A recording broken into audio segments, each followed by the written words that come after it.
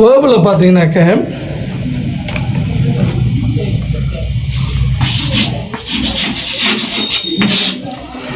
ஃபைனிட்டிவ் verb, நான் ஃபைனிட்டிவ் verb, infinitive வேர்புன்னு 3 இதாக பிரிக்கிறோம். ஓகேங்களா? இந்த 3 டைட்டில் எழுதிங்க. ஃபைனிட்டிவ் verb,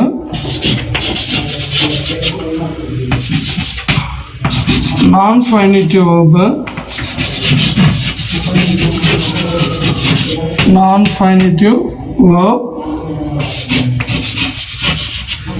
then infinitive verb.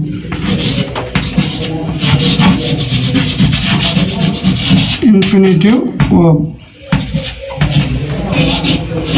Finitive, non-finitive, infinitive. இது மாதிரி 3 விதமாக வெர்புக்கு அதனுடைய ஃபங்க்ஷனை பொறுத்து அது என்ன ஃபங்க்ஷன் ஆகுது, ஃபைனிட்டிவாக ஃபங்க்ஷன் ஆகுதா, நான் ஃபைனிட்டிவாக இல்லை இன்ஃபினிட்டிவ். வேர்புன்றது காமன் தான், வேர்பு தான்.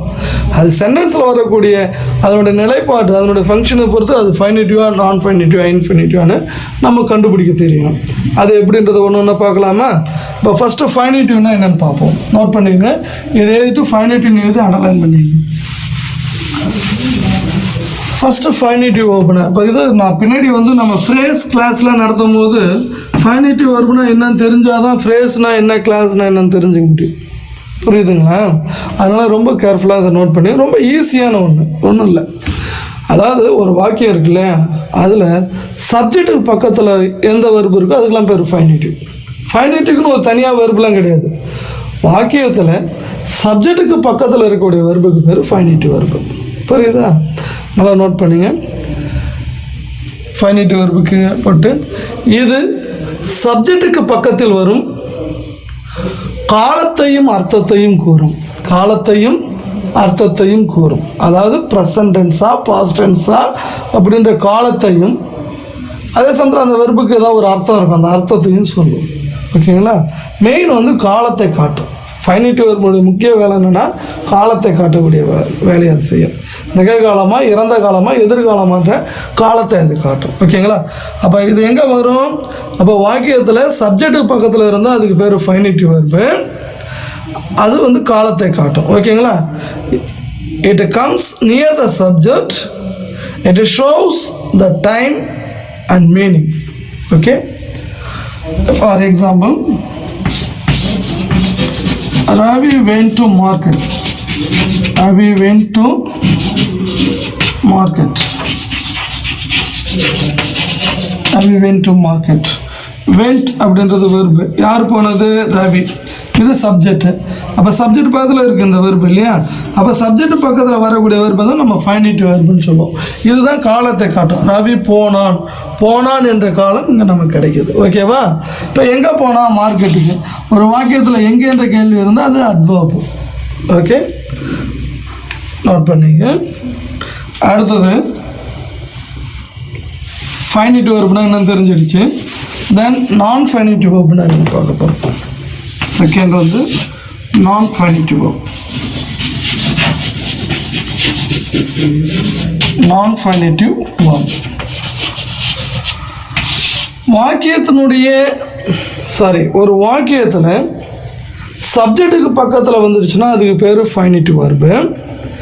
அதே ஃபைனிட்டிவ் வெர்புக்கு அடுத்து வந்தால் அது நான் ஃபைனிட்டிவ் வெர்பு. அதாவது சப்ஜெக்ட் பக்கத்தில் வந்தால் அது ஃபைனிட்டிவ் வெர்பு. அதுக்கு அடுத்து இன்னொரு வெர்பு வருதுன்னா அதுக்கு பேர் நான் ஃபைனிட்டிவ் வெர்பு. ஓகேங்களா? சப்ஜெக்ட்டுக்கு பக்கத்தில் வந்தால் ஃபைனிட்டிவ், அதுக்கு அடுத்து வந்தால் நான் ஃபைனிட்டிவ் வெர்பு. இதான் எழுதிக்கும். இப்போ நான் ஃபைனிட்டிவ் ஹெட்டிங் போட்டு இது ஃபைனிட்டிவ் வெர்புக்கு அடுத்து வரும். இது காலத்தை காட்டாது. மெயின் விஷயம். ஏன் காலத்தை காட்டாது? சப்ஜெக்ட் பக்கத்தில் வந்தால் தான் காலத்தை காட்டும். சப்ஜெக்ட் பக்கத்தில் வந்துட்டு அதுக்கு பேர் ஃபைனிட்டிவ். அப்போ ஃபைனிட்டிவ்க்கு அடுத்து வந்துன்னா அது நான் ஃபைனிட்டிவ். அப்போ என்ன பண்ணாது? காலத்தை காட்டாது. அப்போ என்ன தான் செய்யும்? அப்புறம் எதுக்கு அந்த வேர்பை யூஸ் பண்ணுறோம்? அர்த்தத்தை மட்டுமே கூறும். நமக்கு ஒரு மீனிங் கிடைக்கும், அவ்வளோதான். அர்த்தத்தை மட்டுமே கூறும். சப்ஜெக்ட்டுக்கு பக்கத்தில் வர்ற வெர்பு காலத்தை காட்டக்கூடிய வேலையை பார்த்துக்கும். அதுக்கடுத்து இன்னொரு வெர்பு வருதுன்னா அது அர்த்தத்தை மட்டும்தான் கூறும், காலத்தை காட்டாது. சப்ஜெக்ட்டுக்கு பக்கத்தில் வர வெர்புக்கு பேர் ஃபைனிட்டிவ் வெர்புன்னு பேர். அதுக்கடுத்து வரக்கூடிய வெர்புக்கு பேர் நான் ஃபைனிட்டிவ் வெர்புன்னு பேர். அப்போ நான் ஃபைனிட்டிவ் வெர்புக்கு நீங்கள் டெஃபினேஷன் எழுதும்போது இது ஃபைனிட்டிவ் வெர்புக்கு அடுத்து வரும், காலத்தை காட்டாது, அர்த்தத்தை மட்டுமே கூறும். அந்த காலத்தை காட்டாது. அண்டர்லைன் பண்ணிங்க, இங்கிலீஷ் எழுதிங்க. It comes after the finite verb. After the infinitive verb. It never shows the time. It gives meaning only. It gives meaning only. ஓகேங்களா? நோட் பண்ணிட்டீங்களா? இப்போ எக்ஸாம்பிள் பாருங்க.